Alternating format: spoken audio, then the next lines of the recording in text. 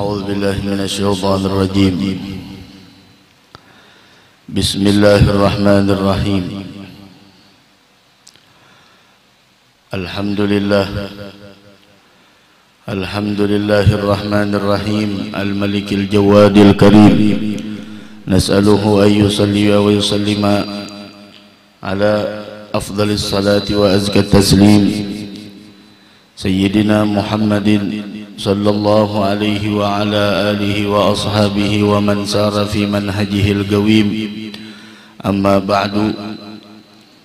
Alhamdulillah, kita bersyukur kehadrat Allah subhanahu wa ta'ala atas nikmat yang Allah berikan kepada kita, karunia yang Allah limpahkan untuk kita, sehingga malam hari ini kita semua dimudahkan untuk datang ke tempat yang mulia ini, tempat yang dimana di dalamnya sama-sama kita berzikir kepada Allah, bersalawat kepada Nabi besar Muhammad sallallahu alaihi wa ala alihi wasallam. Mudah-mudahan apa yang kita lakukan diterima di sisi Allah subhanahu wa ta'ala, dan mudah-mudahan segala dosa kita diampuni Allah, segala hajat kita dikabulkan oleh Allah subhanahu wa ta'ala, dan semoga kita diberikan keistiqomahan selamat dunia wal akhirah, dan semoga kita diwafatkan dalam keadaan husnul khatimah. Wabil khusus sahibul bait Fahaji Irwan Syah sekeluarga, mudah-mudahan dilimpahkan keberkahan oleh Allah subhanahu wa ta'ala, dimudahkan segala urusannya, dikabulkan segala hajatnya dunia wal akhirah. Amin amin ya rabbal alamin. Menyambung pembicaraan kita yang telah lalu tentang beberapa perkara yang mendatangkan keberkahan di dalam hidup. Yang pertama, pertemuan yang telah lalu kita menjelaskan di antara perkara yang mendatangkan keberkahan di dalam hidup. Yang pertama adalah ketakwaan kepada Allah subhanahu wa ta'ala. Kemudian yang kedua adalah husnul tawakkul.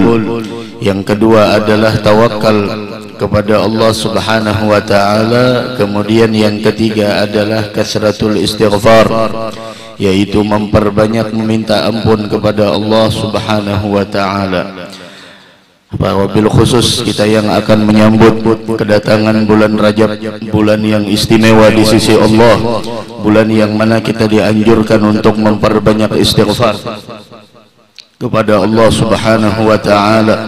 Mudah-mudahan Allah berikan taufik dan hidayah untuk agar kita semua senantiasa memperbanyak istighfar di sepanjang bulan Rajab, insyaallah. Amin ya rabbal alamin.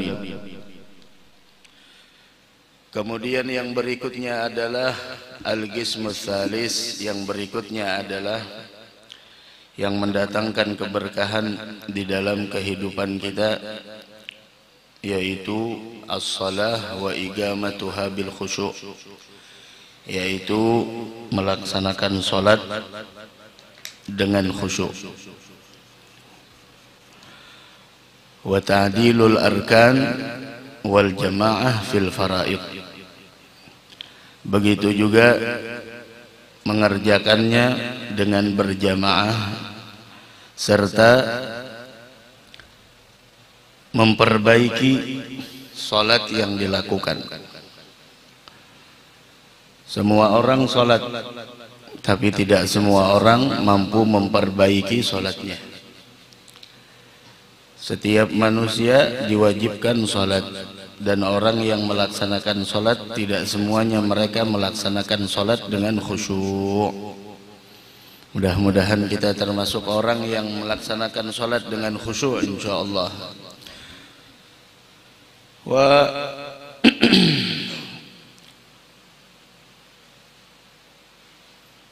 kana sallallahu alaihi wasallam, di antara kebiasaan Nabi kita Muhammad sallallahu alaihi wasallam, idza asaba ahluhu khasasah, apabila menimpa kepada anggota keluarganya akan suatu kesulitan.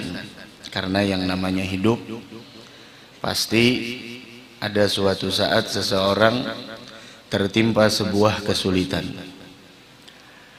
Wa kana sallallahu alaihi wasallam idza asaba ahluhu khasasatan, apabila anggota keluarganya tertimpa suatu kesulitan di dalam hidup, maka beliau menganjurkan dengan mengatakan gumu ilas shalah, ayo laksanakanlah salat, bihadza umirtu, dengan inilah aku diperintahkan. Allah Subhanahu wa taala berfirman di dalam Al-Qur'an, wa'mur ahlaka bis-shalah wastabir 'alaiha la nas'aluka rizqa nahnu narzuquk. La ilaha illallah. Allah Subhanahu wa taala berfirman di dalam Al-Qur'an, wa'mur ahlaka bis-shalah, perintahkanlah keluargamu. Dalam tafsir bukan hanya keluarga, akan tetapi gaumak, kaum engkau. Bahkan dalam tafsir lagi ada man kana ala dinik, orang yang satu agama dengan engkau. Dari karenanya perintah dari Allah Subhanahu wa taala kepada kita untuk memerintahkan keluarga kita, kaum kita, dan orang, kelompok kita, dan orang yang berada dalam satu agama dengan kita untuk melaksanakan sholat. Jangan sampai ketika diperintahkan sholat, ada orang di akhir zaman disuruh sembahyang, sahutannya ikam-ikam aku. Ada lebih berbahaya dari dosa itu sendiri. Perkataan orang yang mengatakan jangan urusi urusan kami, urusan ikam, urusan kami, ada lebih berbahaya daripada dosa yang akan dia tinggalkan. Wa'mur ahlaka bis-shalah, perintahkanlah ahlaka. Ahlaka di sini kata ulama ada yang mengatakan gaumak, yaitu kelompok engkau. Ada yang mengatakan adalah man kana ala dinik, orang yang satu agama dengan engkau. Nah, dari karenanya di dalam surah Maryam, bagaimana Allah Subhanahu wa taala menyebutkan tentang wadhkur fil kitabi Ismail innahu kana shadiqal wa'di wa kana rasulan nabiyya wa kana ya'muru ahlahu bis salati waz zakah wa kana 'inda rabbih mardiyya. Wadhkur fil kitab Ismail, Allah mengatakan, dan ceritakanlah wahai Muhammad tentang cerita kisah Nabi Ismail. Dalam Al-Qur'an cerita tentang Nabi Ismail. Siapa Nabi Ismail itu? Innahu kana shadiqal wa'di, dia adalah benar-benar orang yang benar janjinya.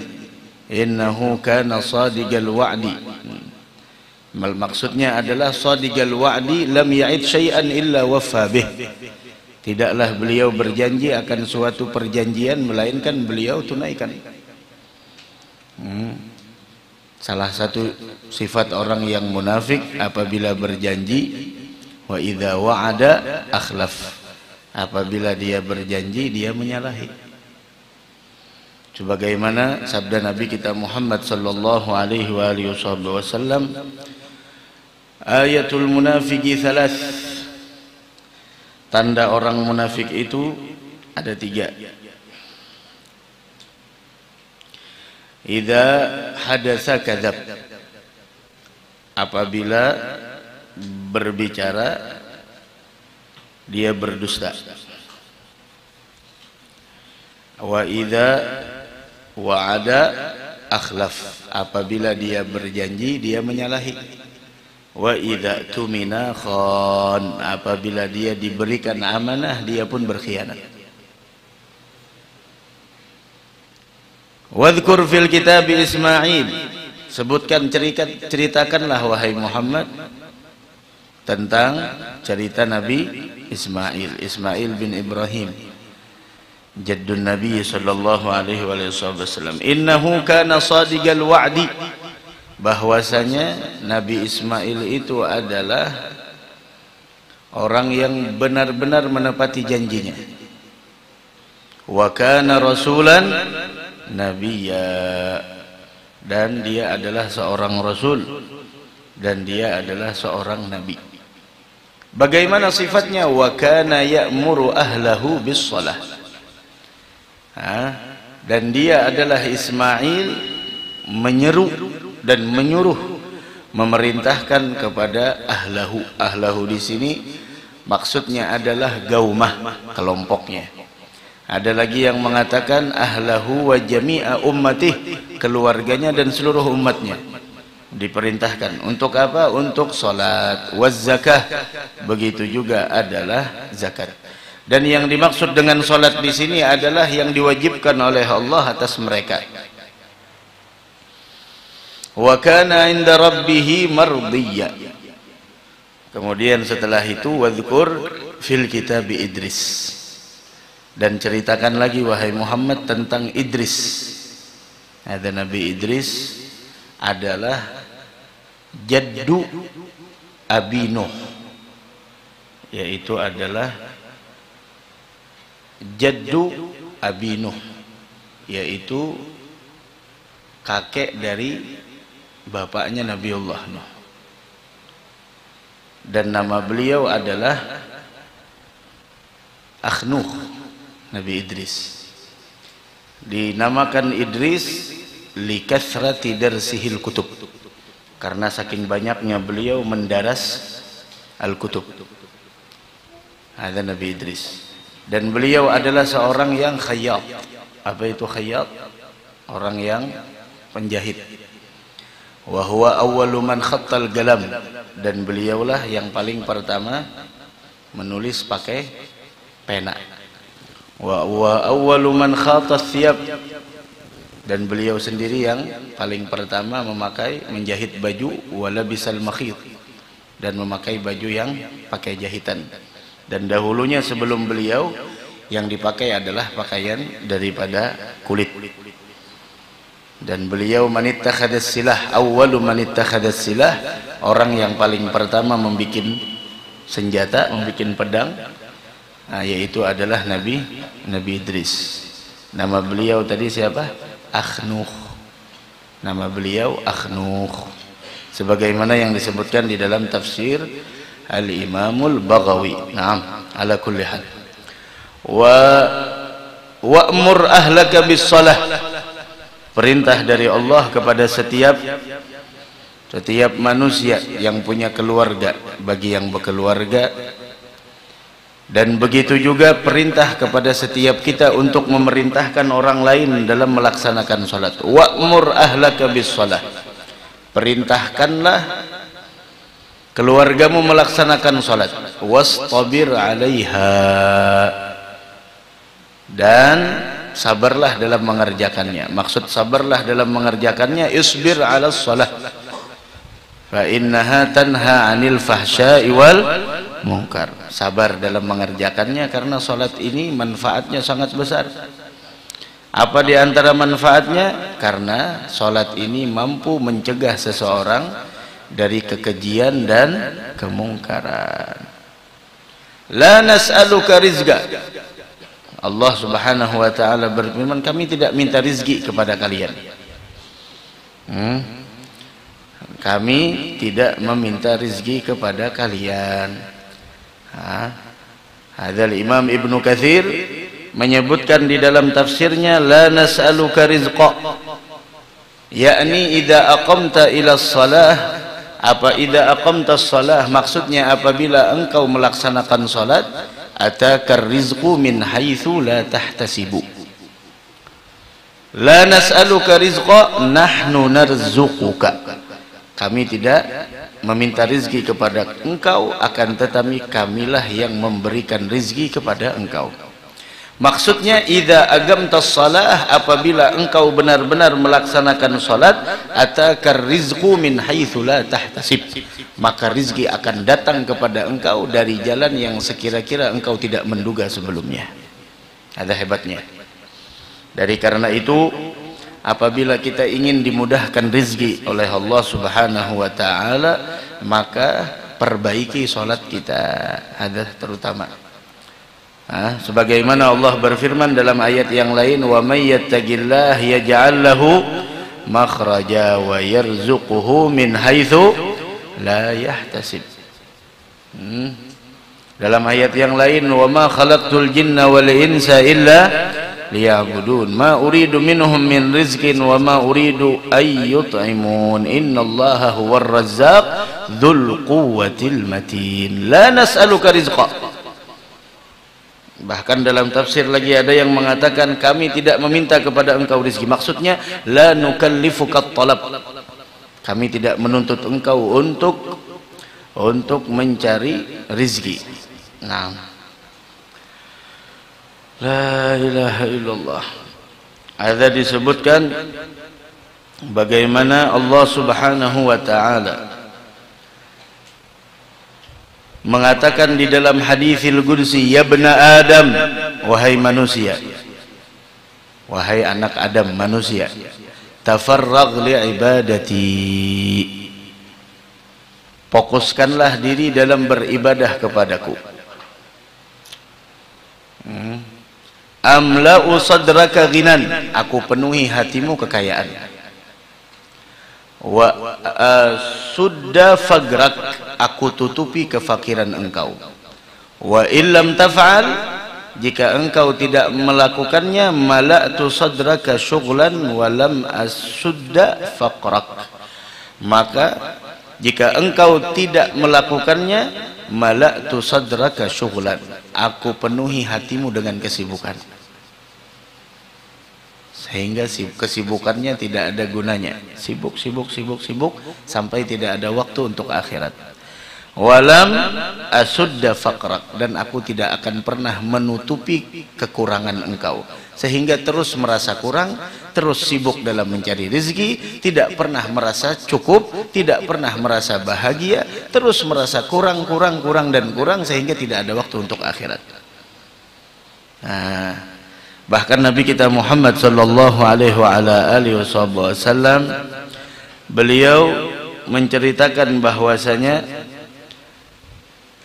kana Nabi sallallahu alaihi wasallam, Nabi Muhammad idza asabahu khasasah nada ahlah, apabila beliau tertimpa kesulitan dalam hidup, beliau menyeru kepada keluarganya, ya ahlah, wahai keluargaku, sallu, ayo salat. Begitu. Orang di akhir zaman ketika dapat masalah malah meninggalkan salat. Mana mungkin masalahnya bisa terselesaikan? Harusnya ketika engkau mendapatkan suatu ujian, mendapatkan suatu permasalahan, mendapatkan suatu kesulitan, maka lakukanlah apa yang seperti dilakukan oleh Nabi kita Muhammad sallallahu alaihi wasallam. Ketika orang hidup, dia merasa bahwasanya hidupnya tidak punya masalah, namun dia meninggalkan sholat. Ketika dia meninggalkan sholat, itu sudah masalah bagi dirinya. Merasa tidak merasa, itu sudah masalah. Apakan lagi orang yang dapat masalah dalam hidup, kemudian dia semakin di sana jauh dari Allah, meninggalkan sholat, maka permasalahannya tidak akan pernah terselesaikan. Ada sholat, kunci dari segala-galanya. Wa'mur ahlaka bis sholat, perintahkan ahlaka, bisa jadi tadi maknanya keluarga engkau, bisa jadi kelompok engkau. Apalagi ada bisi anak buah, ayo perintahkan kepada mereka untuk sholat, yuk sholat. Yang penting telah gugur kewajiban kita untuk memerintahkan kepada mereka, ayo. Wa'mur ahlaka bis salah la nas'aluka rizqa nahnu narzuquk wa may yattaqillah, dalam ayat yang lain, nahnu narzuquka, la nas'aluka rizqan nahnu narzuquk. Allah Subhanahu wa ta'ala berfirman, la nas'aluka rizqan nahnu narzuquk wal 'aqibatu littaqwa, dan kesudahan yang baik nantinya di negeri akhirah adalah milik orang yang bertakwa. Mudah-mudahan kita dijadikan hamba yang bertakwa insyaallah, amin ya rabbal alamin. Ada perintah. Wa qala sallallahu alaihi wasallam, Rasulullah bersabda, man shalla subha, siapa orang yang salat subuh, fahuwa fi dhimmatillah. Dalam riwayat berjamaah, memang berjamaah, Jangan sholat sendirian.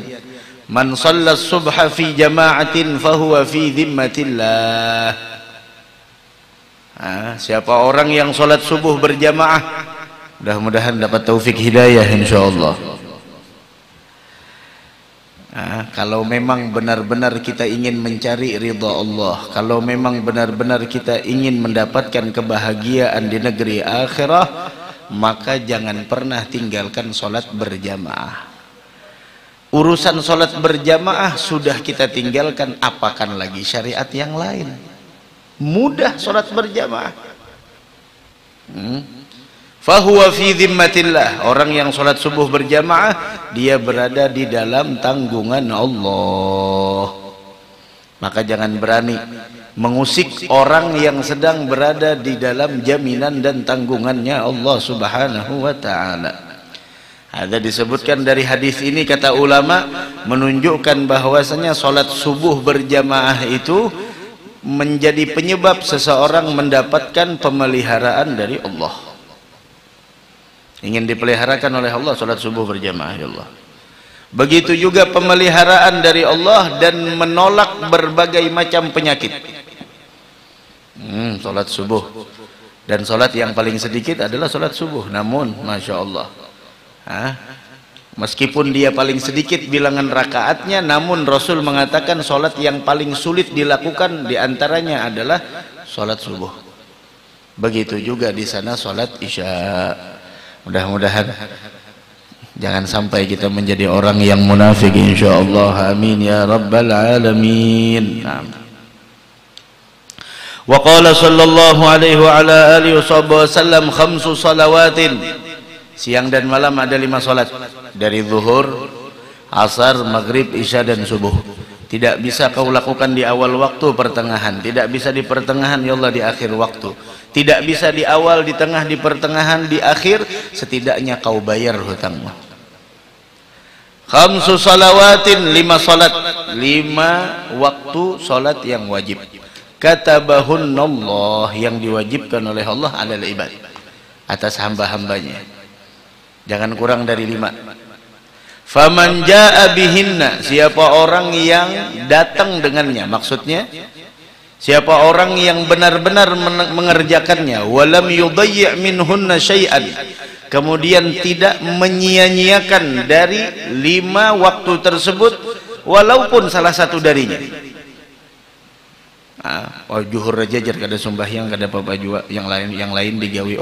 Asar aja kada sembahyang, maghrib aja kada sembahyang. Jangan. Lam yudayyi' minhunna syai'a. Apalagi hati-hati yang hendak berangkat kemana.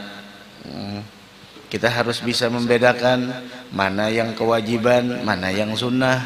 Harus bisa dibedakan mana yang faridah dan mana yang fadilah, mana kewajiban dan mana keistimewaan, mana yang harusnya lebih utama dikerjakan dan mana yang sunnah.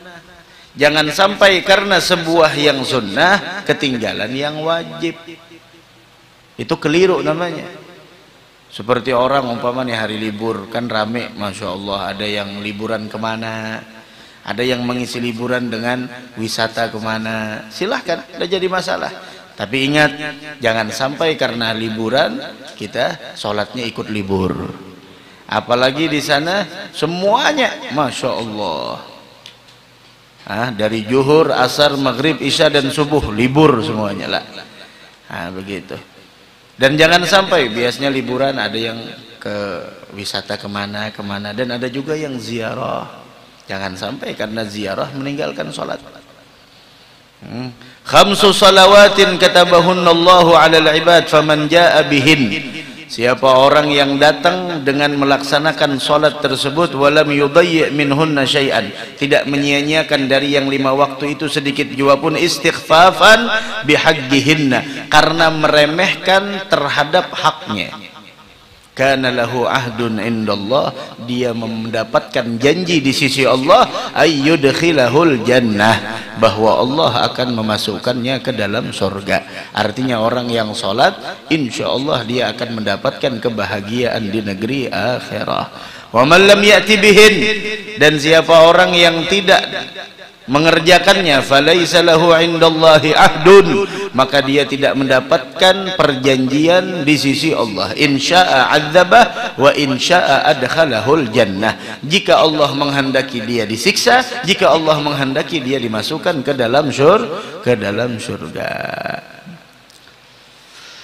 Dari karenanya bagaimana doa Nabiullah Ibrahim alaihi salatu wassalam kepada Allah subhanahu wa ta'ala, yaitu Rabbi ja'alni muqimas salah wa min dzurriyyati Rabbana wa taqabbal doa.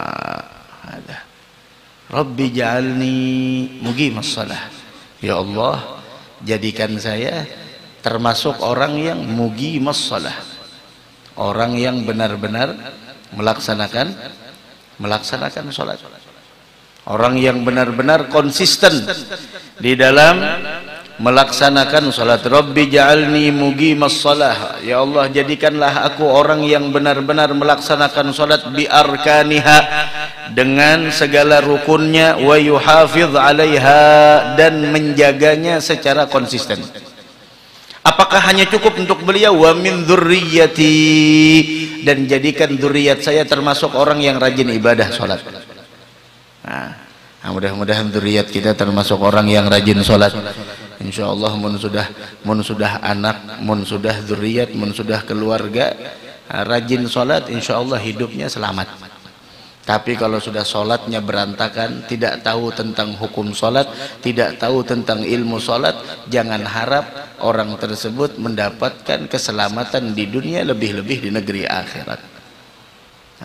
Rabbi ja'alni muqimas salah wa min dzurriyyati Rabbana wa taqabbal doa. Ya Allah terimalah, perkenankan doaku, kata beliau.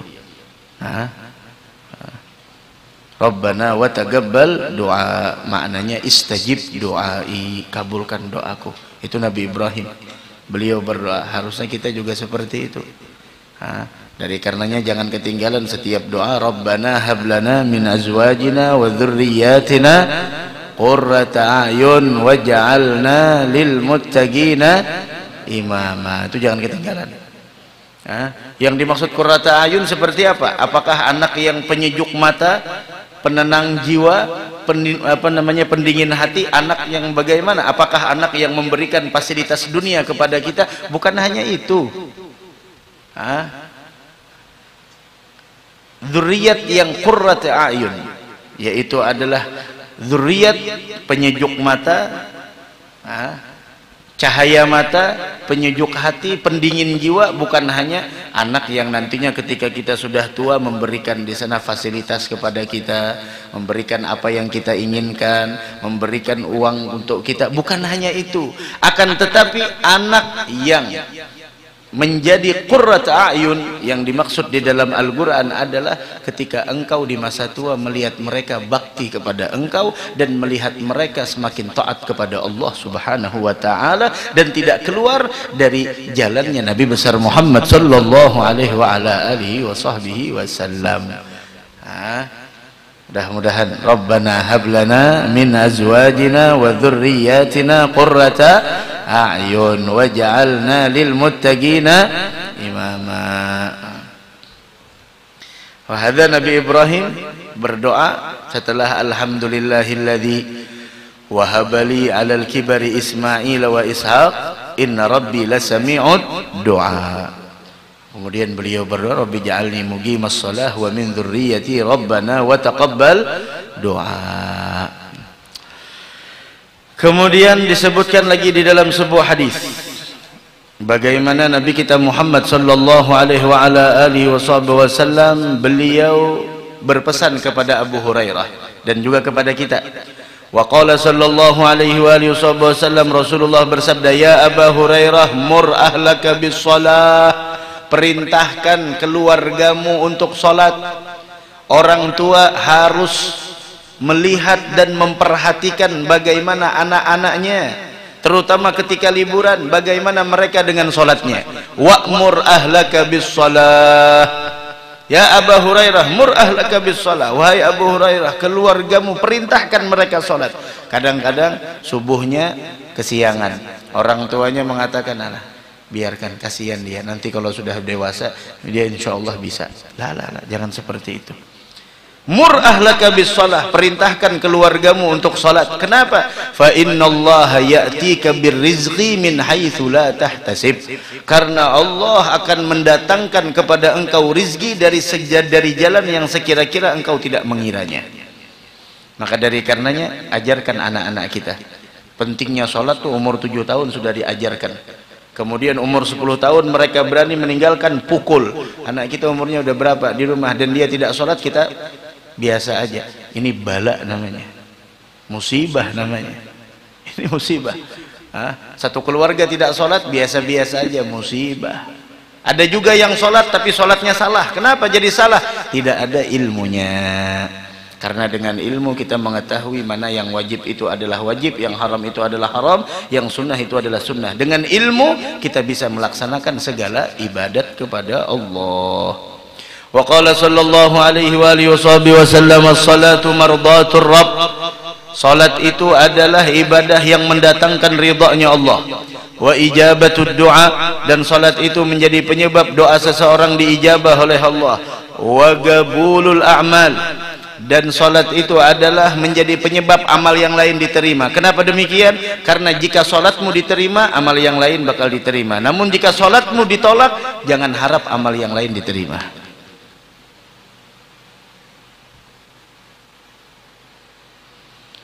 Wa barakatur rizki, dan salat itu adalah merupakan kunci untuk membuka keberkahan rezeki. Kunci untuk membuka keberkahan rezeki. Jangan sampai kada sembahyang. Warahatul abdan, dan salat itu adalah merupakan kunci untuk mendapatkan kesehatan dari jasmani kita. Orang mendapatkan rohah, ketenangan. Orang tenang, masya Allah. Ada dengan sholat. Wasilahun alal a'da, dan senjata atas setiap musuh yang ingin mencelakakan kita, sholat. La ilaha illallah. Mudah-mudahan kita seberatan termasuk orang yang rajin sholat insyaallah.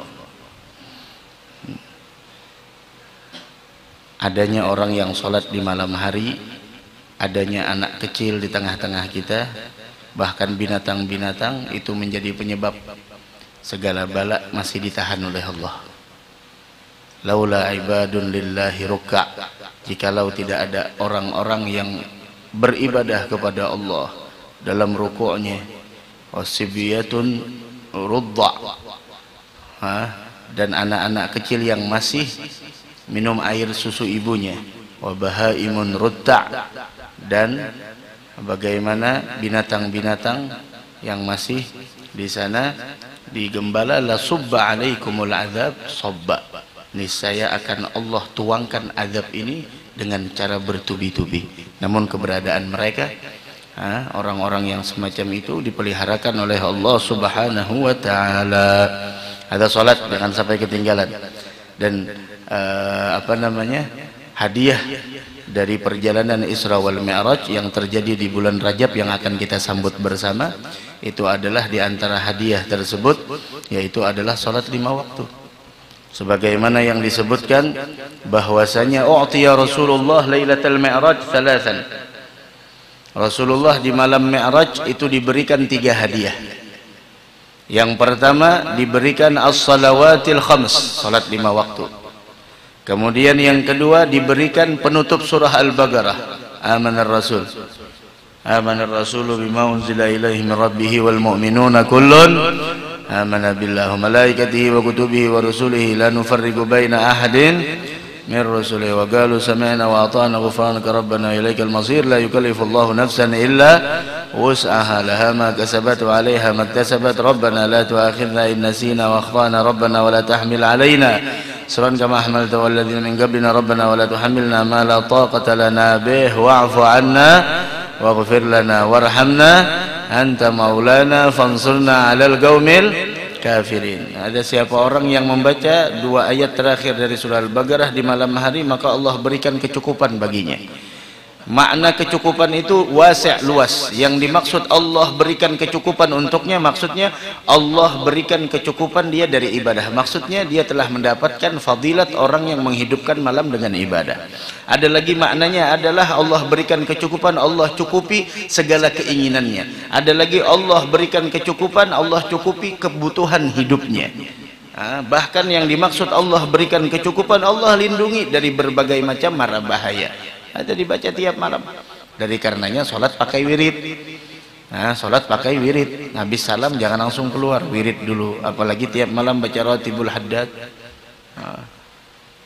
Orang tuh lagi rame macam-macam hadamnya ini, hadam ini, hadam ini, hadam ini. Masya Allah.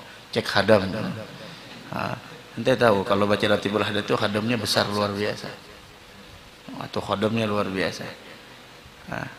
Kada ada yang kau menceknya. Cek kodam dan sebagainya. Di mana disebutkan? Dalam syarah Ratibul Haddad. Itu luar biasa Ratibul Haddad. Dari karenanya jangan takut dengan hal-hal yang semacam itu ketika engkau tiap malam mudah baca Ratibul Haddad. Malam baca Ratibul Haddad, insya Allah aman. Pagi wirdul latif aman, sore wirdul latif Ratibul Haddad aman. Yang tidak aman, yang ketinggalan wirid, ada tidak aman. Insya Allah aman. Khawatim surat Al-Baqarah yang kedua. Yang ketiga, pemberian yang ketiga, diampuni segala dosanya selama dosa tersebut adalah bukan dosa yang menyekutukan Allah.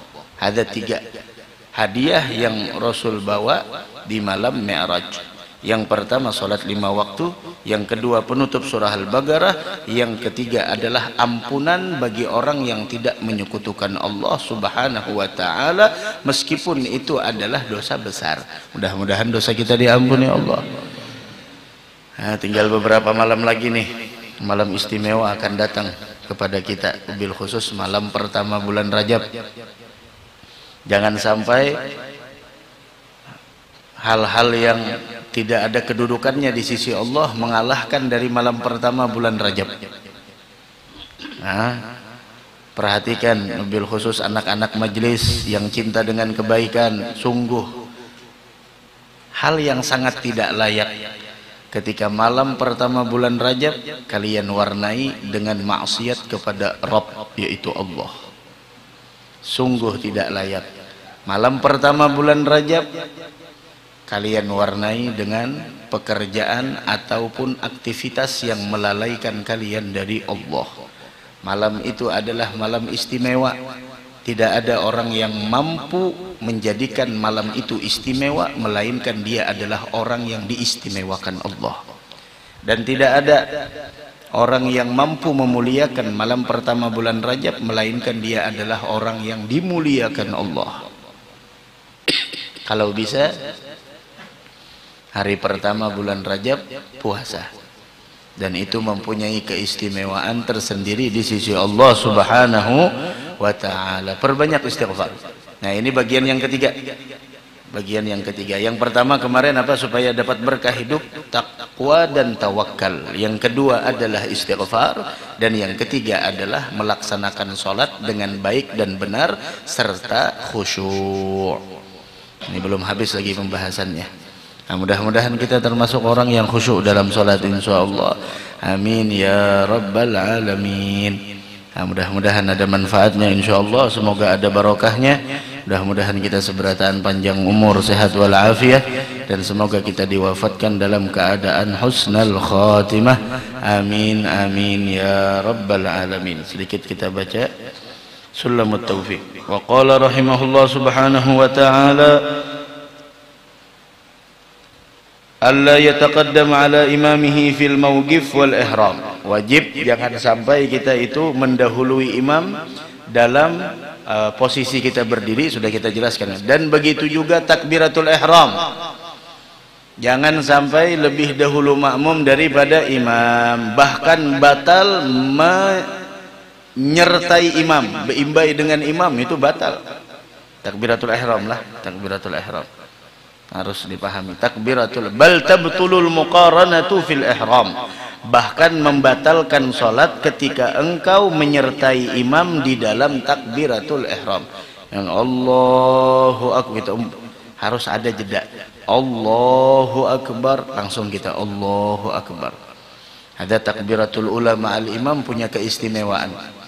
Sampai biasanya tuh Sayyidil Habib Umar biasanya mengatakan idza ra'aita talibal ilmi, apabila kalian melihat penuntut ilmu, orang yang suka hadir majlis, orang yang suka menuntut ilmu, santri tidak menjaga takbiratul ula, takbir pertama setelah imam, maka fanfid yadaika minhu. Maksudnya itu santri tidak diharapkan kebaikan. Likulli syai'in safwah wa safwatus salah takbiratul ula ma'al imam. Setiap sesuatu itu ada intisari, dan intisari salat berjamaah takbir pertama setelah imam. Maka dari karenanya kalau sudah imam Allahu akbar, jangan sibuk dengan yang lain lagi kecuali hal-hal yang berkaitan dengan salat seperti mengisi shaf. Ini kadang masih begayaan apa-apalah, begawilan kawan digawil, yang sudah tua sudah begagawilan aja masih. Bal tabtulul muqaranatu fil ihram wa tukrahu fi ghairihi, dan makruh berbarengan dengan imam, segala perbuatan imam langsung kita barengi Allahu akbar, sama, ada makruh di selain daripada takbiratul ihram. Bal wa tukrahu fi ghairihi illa ta'min, kecuali kalimat lafaz amin. Ghairil maghdubi alaihim waladdallin, aminnya bareng amin baik-baik seberatan. Tapi selain dari itu makruh. Tapi kalau takbiratul ihram batal. Kalau takbiratul ihram batal. Kalau selain daripada takbiratul ihram itu makruh. Beimbai ruku, beimbai i'tidal, beimbai sujud, kecuali di dalam ketika melafazkan amin seperti itu. Illa ta'min, bahkan beimbai dengan imam ketika mengucapkan lafaz amin itu mandubah, yaitu sangat dianjurkan. Jadi beimbai lawan imam, beimbai lawan imam, dan aminnya bujur-bujur amin atau amin, jangan amin, hati-hati. Dan jangan juga imam belum waladhdallin seorang sudah amin. Nah itu namanya hendak menyuruh imam cepat tuntung, sudah datang terlambat menyuruh hendak sikap tuntung pulang. La ilaha illallah. Nah, mudah-mudahan ada manfaatnya, mudahan ada barokahnya, mudahan berataan hajat kita kabul dunia wal akhirah.